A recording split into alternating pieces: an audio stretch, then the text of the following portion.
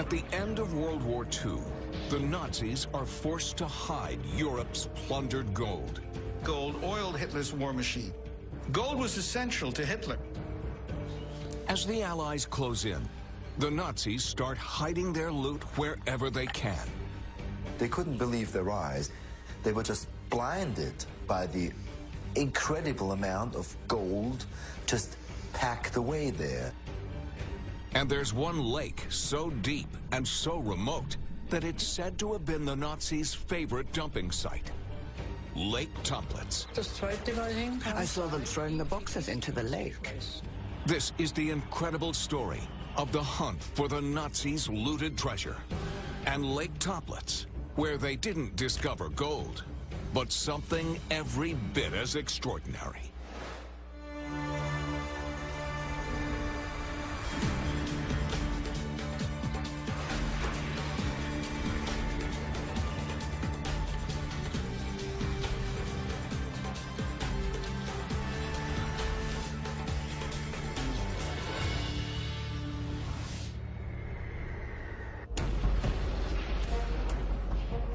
In the dying days of World War II, Hitler is in his bunker, unable to accept defeat. But most Nazis know the game is up. It's time to start hiding evidence of their crimes. A unit of SS officers are instructed to transport boxes to the Salzkammergut Lake District in the Austrian Alps. But their mission grinds to a halt. The road doesn't go as far as the lake they'd been instructed to reach. They need alternative transport to get their secret cargo to its destination, Lake Toplitz. Ida Weisenbacher is 21 years old when the SS wake her grandfather, demanding assistance.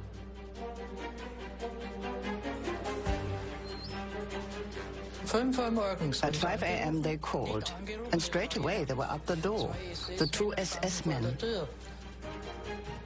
They needed a horse and cart to get to Lake Toplitz. And then my grandfather said, that's not possible. The horses haven't been fed yet. No, they needed the horse and cart. It was really important. You've got to harness the horses.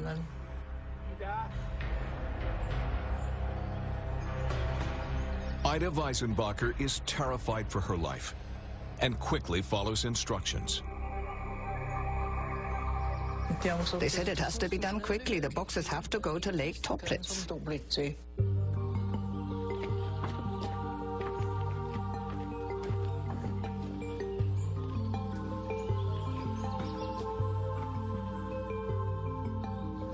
But Ida notices something that puzzles her.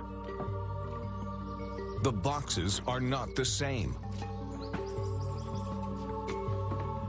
There were heavy ones and light ones. They were different, big and small.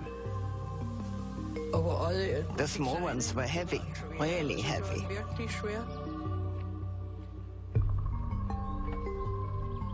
Ida asks what is in the heavy boxes, but is met with a stony silence.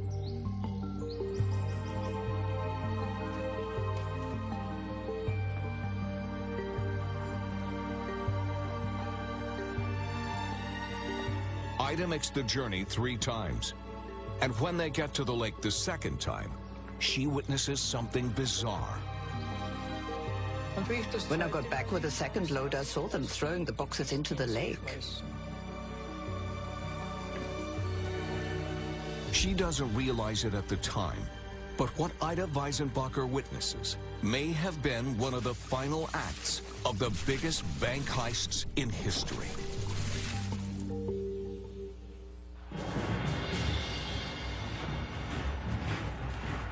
The sheer scale of the Nazis' theft of Europe is astonishing.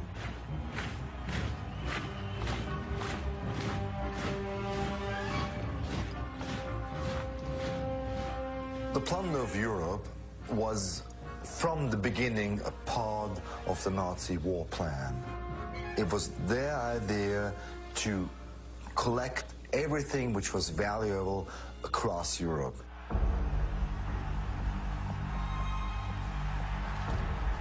The Nazis plunder the museums and private collections of the newly occupied countries for priceless works of art. Hitler was an art fan, and he was fascinated by art, treasures. He collected things. He tried to get hold of ancient paintings, ancient statues by famous painters, by famous artists.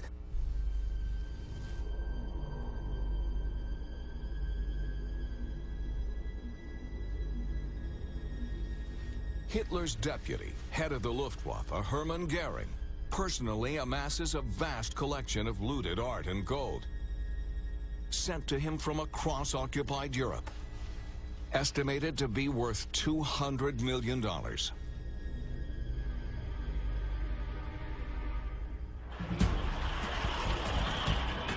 But from the beginning, what the Nazis want most of all is gold. Gold bars that can be stored in bank vaults and exchanged for foreign currency whenever it's needed. It started in 1938 with the occupation of Austria. They took the national reserves of Austria the moment they entered Vienna. They continued in Czechoslovakia and went on because what the Nazis, of course, needed was gold. The Nazis steal $2.5 million worth of gold from Czechoslovakia, $200 million worth of gold from France and Belgium, and later in the war, $30 million from Hungary and $100 million from Italy. The Nazis stole the gold from the gold reserves of the countries that they conquered. Gold was essential to Hitler. Everybody has the mythical idea that Hitler was just, and Germany was rolling in money as it is now. But in fact, Germany didn't have enough food to feed its people. In total, Berlin accumulates $500 million worth of foreign gold, the equivalent of over $36 billion in today's money.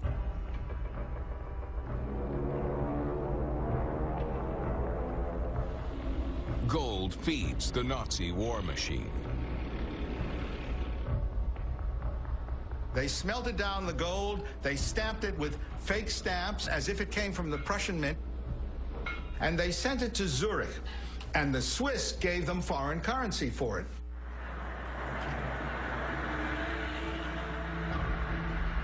Swiss banks become complicit in the Nazis' theft of Europe's gold. An American investigating group determined that of the $400 million, which is a lot of money then, 50 years ago, of the $400 million that was sent to Switzerland from Germany, 300 million of it was stolen. There is a reason why the Nazis never attacked Switzerland, because it was their banking place. It was their way to shore up their treasures, but it was also their place to do the trade with all sorts of foreign countries. The Americans and the Allies begged the Swiss to stop taking the gold, and they refused. They continued to take gold until 1945, when the Germans had more or less lost the war.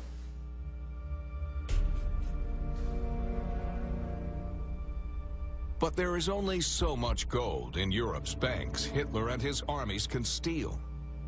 The SS are instructed to find alternative sources. They began to run out of gold, so what did they do? They did, as we know, this terrible war crime. Before the Jews were killed in Auschwitz, they pulled the gold out of their mouths, and they melted it down into bars.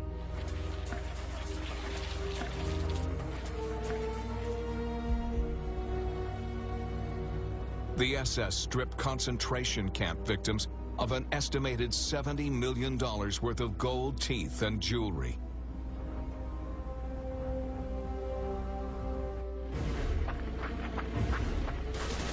But by 1945, As the Allies sweep into Germany, some Nazis begin to consider the unthinkable. What if they lose? Where will they go? And what will they do with their stolen gold? The Germans kept these gold bars and other robbed treasures, and particularly art, out of the way of anybody who might have grabbed it. The Nazi gold is under threat. Hitler instructs the SS to make Berlin's reserves disappear.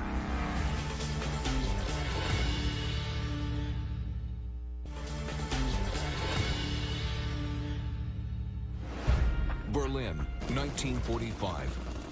As the Nazi war machine crumbles, Hitler orders his elite SS units to hide vast amounts of looted gold and treasure. They started to move things, to move treasures, to move gold underground in mountain deposits.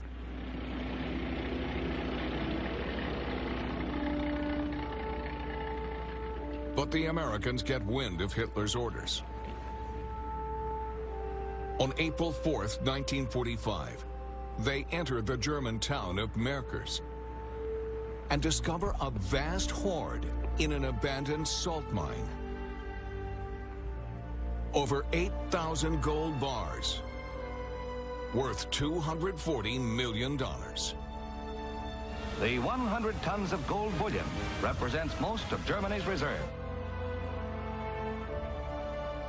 They couldn't believe their eyes. They were just blinded by the incredible amount of gold just packed away there. But it isn't just gold, but over 1 billion German marks, millions in foreign currency, and 400 tons worth of priceless works of art. But it is only part of the stolen hoard. The Allies know the Nazis are on the run and looking to hide. One of the best places to do that was Austria, and specifically the mountains of Austria and the Salzkammergut.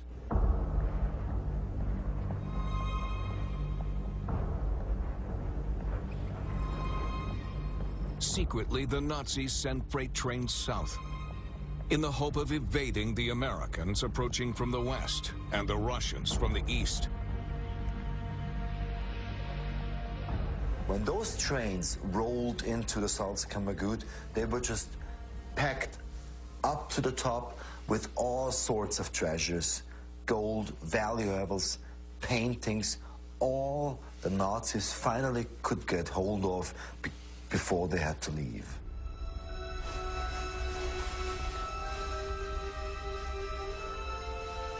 Some of Hitler's most senior generals flee with their loot, including second in command in the SS, Ernst Kaltenbrunner. Kaltenbrunner, this high-ranking SS criminal, took the stuff he had collected during the years of his career and brought it back here to the Salzkammergut. Kaltenbrunner takes refuge in this house by Lake Altazee, 16 miles from Lake Toplitz. Kaltenbrunner tried to contact the Americans because he had these plans to make a separate peace with the Americans.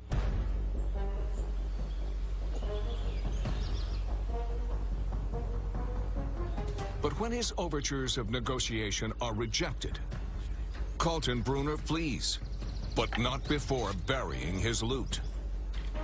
When Kaltenbrunner finally left the Salzkammergut and tried to flee, what he left behind and what was found was gold in his garden.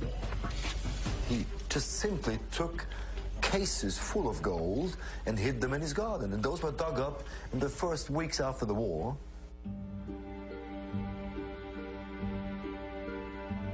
But it isn't just Kaltenbrunner burying gold. In the south of Austria, American GIs uncover over 700 Nazi gold bars buried in a shallow hole in the ground. And the stories of hidden Nazi gold start to percolate throughout the Salzkammergut. There is eyewitnesses telling you about famous Nazis, just like Heinrich Müller, the head of the Gestapo, coming here in the final days of the war, riding into the Salzkammergut, together with about 15 officers on motor cars with sidecars, and that they were full of cases with valuables and gold. And they went up to the mountains and didn't come back. But the majority of the rumors center on one lake. The same lake that Ida Weisenbacher had witnessed boxes being thrown into. Lake Toplitz.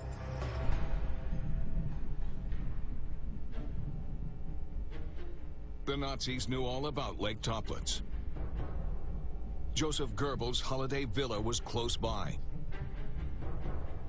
Because of its depth of over 300 feet and remote location, from 1943 it had been used as a naval testing station. In its dark waters, the Nazis experimented with underwater explosives and submarines, testing them at different depths.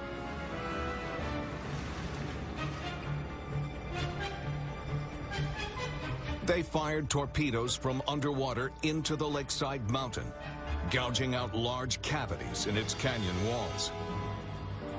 The Germans used it to test new submarine missiles. They tested a submarine missile that eventually became the Polaris missile. So there's a lot of junk at the bottom of that lake. Used ammunition, God knows what.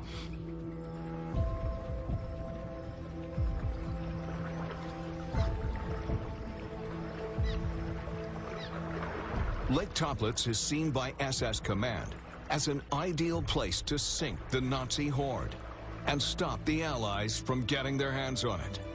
And one day, when things improve, they would return and retrieve it.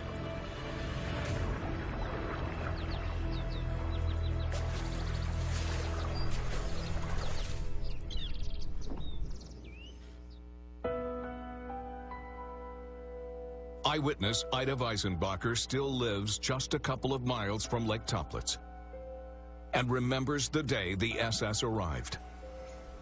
It's the same house she lived in as a young girl when she was ordered to help them transport heavy boxes to the lake. I said, are you crazy? Why would you throw them in the lake? No, they had to go in. There was something that didn't belong here anymore.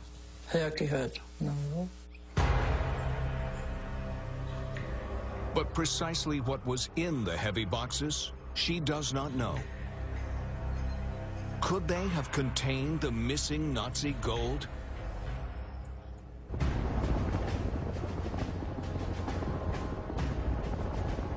A week after the SS dumped their load into Lake Toplitz, on May 8, 1945, the Nazis surrender.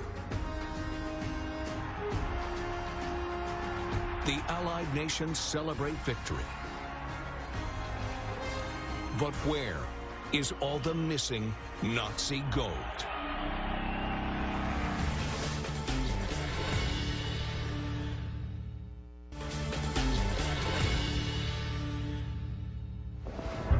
May 8, 1945.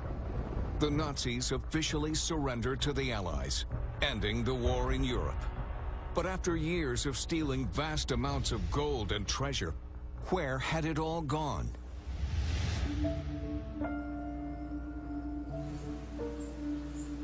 After the war, as years go by, the stories of what was thrown into Lake Toplitz grow and grow. Because of what Ida had seen and the reports of buried gold being dug up, everyone seems to be convinced that there must be gold lying at the bottom of the lake.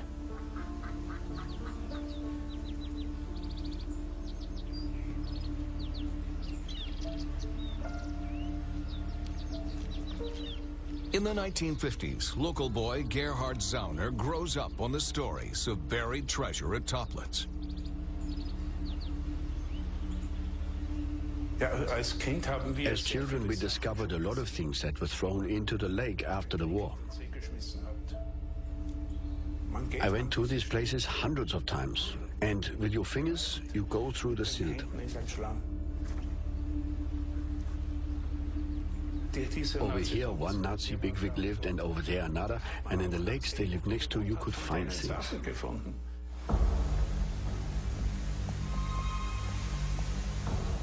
In the post-war years, amateur divers attempt to reach the bed of Lake Toplitz to recover its Nazi treasure.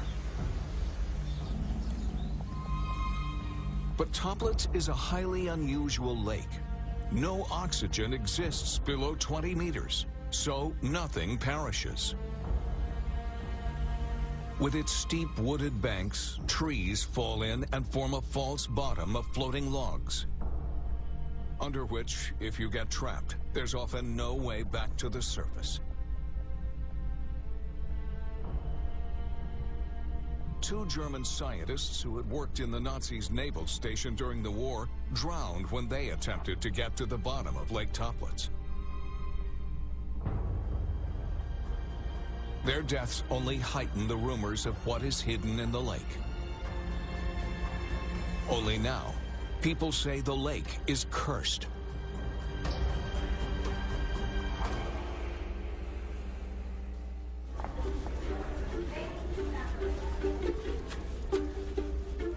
In the late 1950s, the stories of gold dumped into Lake Toplitz prove irresistible to one journalist. Working at Germany's biggest-selling magazine, Die Stern, investigative reporter Wolfgang Loerder has reached the top of his profession. In those days, you always had to be there first and come back with a picture and a story for the magazine. And it was tough having to be the first all the time. It wears you out. I even had a plane at my disposal. Loerder painstakingly pieces together the story of what happened at Lake Toplitz, collating information gleaned from Nazi documents, local rumors, and even the confessions of former Nazi generals in South America. At first, I didn't know anything about the gold. I only stumbled upon it when I did some research afterwards into how things had happened.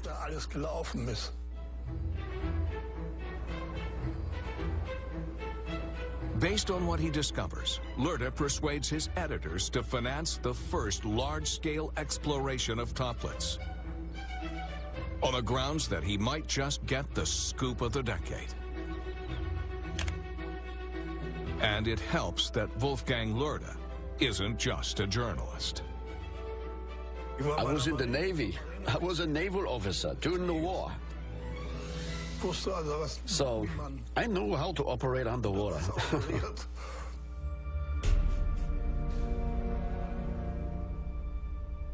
Toplitz is fed from a smaller lake above and feeds into a larger lake below, which gives it a sequence of unique but dangerous currents. Loerder has to establish exactly how he can navigate the precarious movements of the lake, all the way to the bottom, over 300 feet down. I had to calculate with what speed and at what level the lake would move. I did that in the winter of '58 for the first time. The lake was still frozen and was just starting to melt. And this way you can see exactly how the streams from Toplitz develop. And even if he manages to work out the currents, getting whatever is down there to the surface presents a whole other set of problems. Loerder adapts technology he had used in the Navy. I did the calculations, and then we built ourselves a claw gripper. We have built the gripper in such a way that it opens when it goes down. And then a rope had to be pulled, so it closes when it is down. And when it was closed, we would pull the box up. You learn a lot in the Navy. Der Stern commissions a fleet of VW Dormobiles to transport Loerda and his team of divers, photographers, and writers to Austria. But it is very much Loerda's story. He will lead the exploration and write daily reports as he goes. Loerda attaches to the claw gripper lights and a camera, which will relay pictures to the crew on the surface. With the information he has acquired from locals and former Nazis, Loerda has a good idea where the suspected gold had been sunk. Using my calculations, we eased down the claw gripper, down to the 100 meters depth of the lake.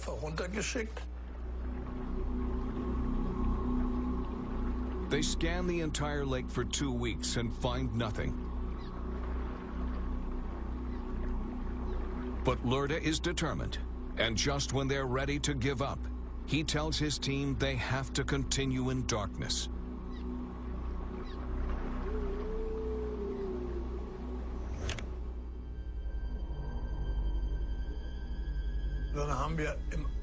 We searched some more at night, with the camera on the bed of the lake.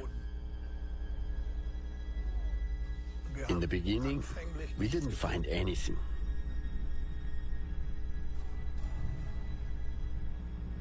But then through the cable on the monitor, I could see there is something there.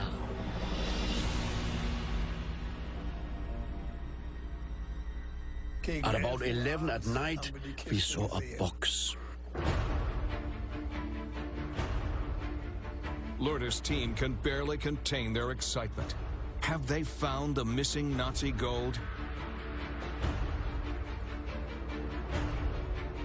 The camera lit up the box.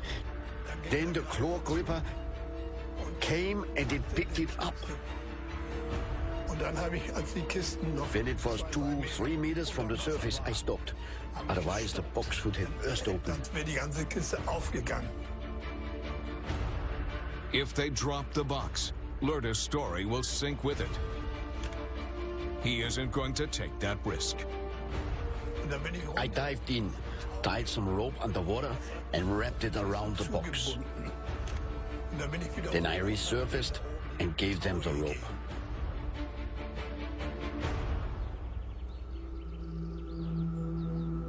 But when they bring the box to the surface, no one is sure what's inside.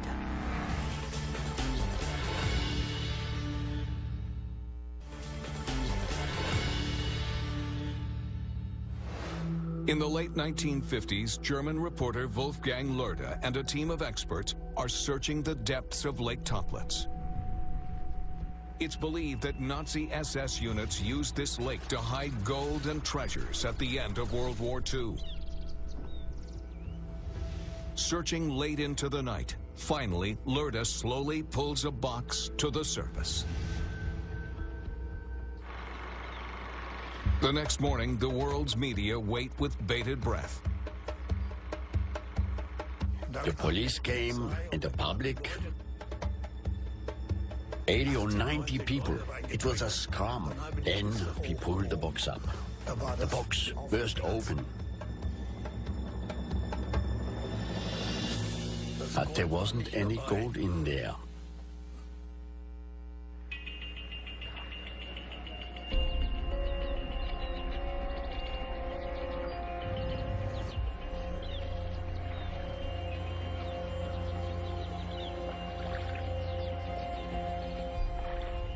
To the crowd's astonishment, the Stern team hasn't found gold, but millions and millions of pristine British banknotes.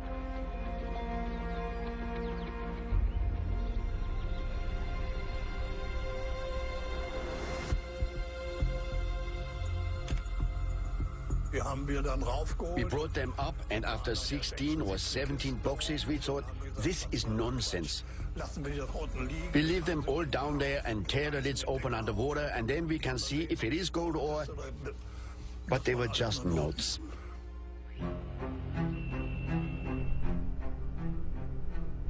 It is the beginning of a whole new mystery. What are these pounds, and why had they been sunk into Lake Toplitz? The mystery deepens when it is revealed the pounds aren't quite what they seem.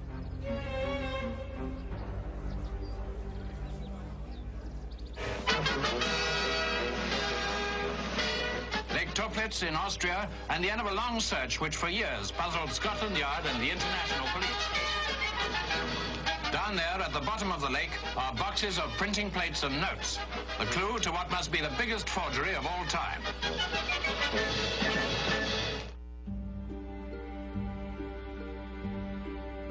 What Lörde and his Der Stern team have discovered isn't gold, but 73 million pounds worth of perfectly forged banknotes. The equivalent of almost 3 billion pounds in today's money. Just why they are there, nobody knows. But unraveling the mystery of the counterfeit pounds will make Wolfgang Lörde's name.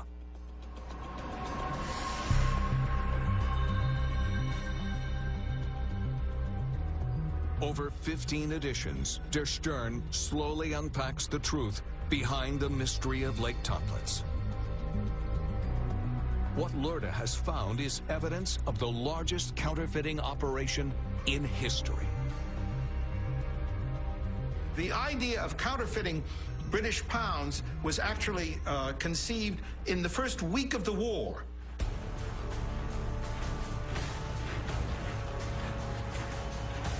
The Nazis' plan was to destabilize the pound as the world's reserve currency and bring the British Empire to its knees. Great Britain would be subsumed into the 1,000-year Reich. The Bank of England was convinced its banknotes were unforgeable.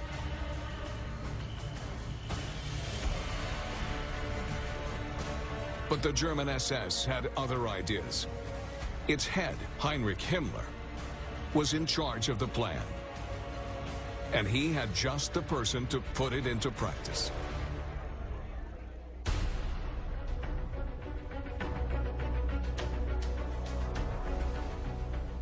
An SS officer with a background in engineering and a specialty in forging passports had come to Himmler's attention.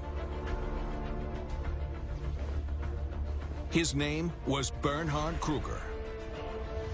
Himmler told Kruger he would even name the operation after him. Operation Bernhard. It was an offer Kruger couldn't refuse. Kruger was instructed by Himmler to use Jewish counterfeiters and artists to make his pounds.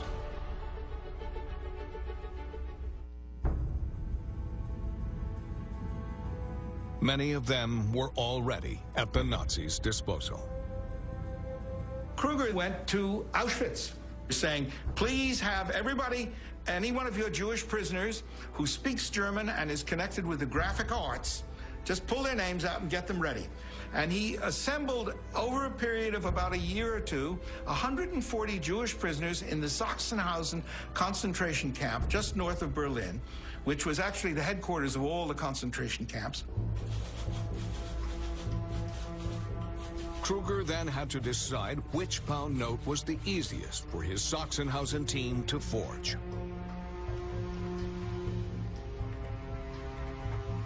They decided to print 5-pound notes, big, impressive 5-pound notes, black and white notes, easy to print. This man was a very meticulous engineer by training, and he got plates that were sent by the Reichsbank's engravers, and they adjusted these plates with all of the special secret markings that the British put on the pounds. They wanted to make really perfect pound notes. Those pound notes, of course, were part of their plans. They were supposed to be used for international finance.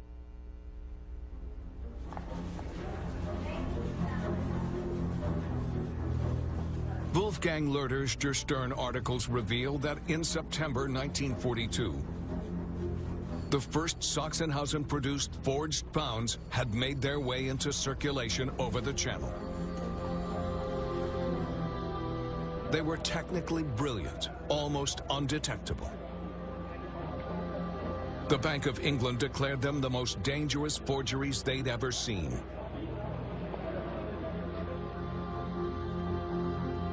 Soon, a flood of forged pounds were appearing, used by the Nazis to buy weapons and yet more gold.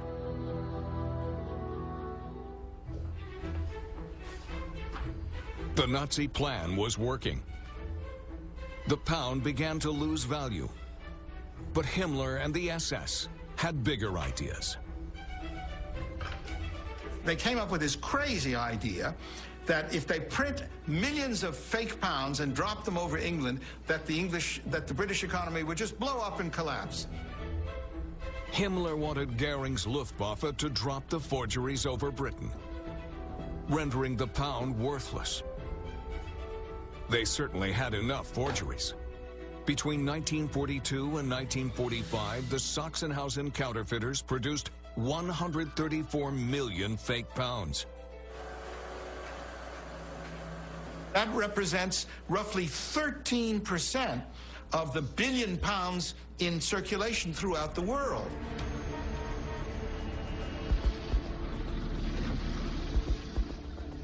The pound was becoming a suspect currency. Nobody knew which were real and which were the Führer's forgeries. This was the greatest counterfeit in history. Captain Kruger, who was in charge of this, boasted quite correctly after the war, "I am the greatest counterfeiter in history," which he was. There's nothing even near it.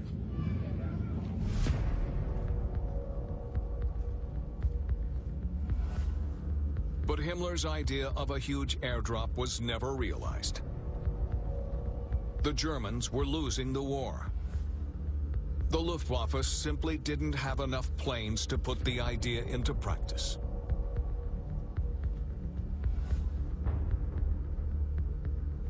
As the Allies approached in 1945, Kruger knew his life and that of his counterfeiters had little meaning to his boss Heinrich Himmler, who was desperately trying to hide evidence of his appalling crimes.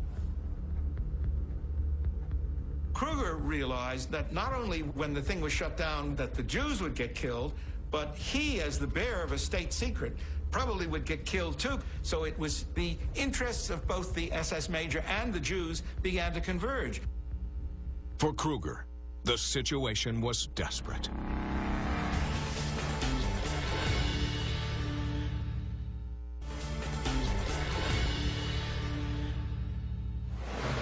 In 1945, the Germans' defeat is inevitable.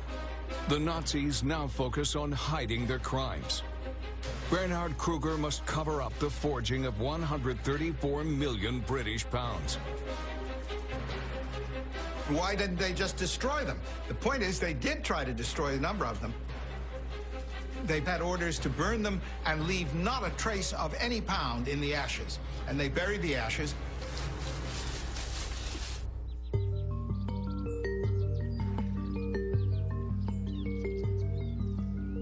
But there were just too many pounds to destroy.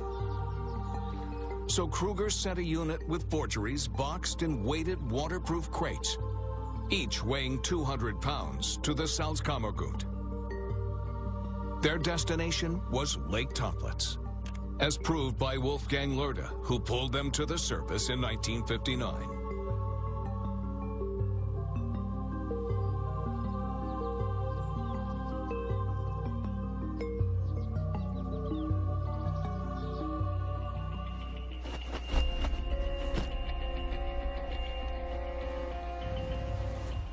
Once Loerde discovers the truth, the Austrian government, on instructions from the Bank of England, destroys Kruger's pounds. But had Wolfgang Loerde unraveled the mystery of Lake Toplitz once and for all? Were the stories of sunken gold just stories after all? Questions remained. If Toplitz only contained forged pounds, what was in the heavier boxes as seen by Ida Weisenbacher that day the SS arrived at her door? Could they have contained gold?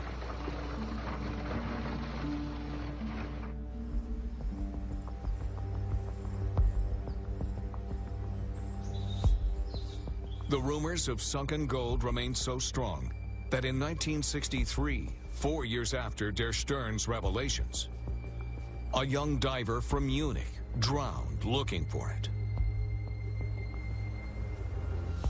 While searching for the body, the Austrian government mounts the first official exploration of the lake.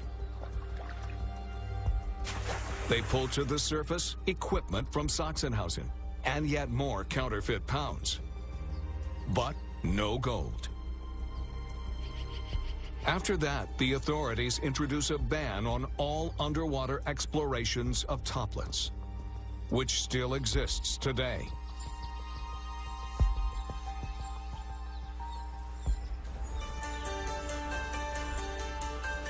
But that doesn't stop one man, Gerhard Zauner, who as a boy had witnessed Wolfgang Loerde raising the forged pounds from the depths all those years ago. It is my world. It is my favorite lake because historically it's the hottest. Zauner has dived for gold and other treasures more times than anyone else in the Salzkammergut. He's pulled so much Nazi memorabilia from the bottom of the Austrian lakes, he's even opened his own museum.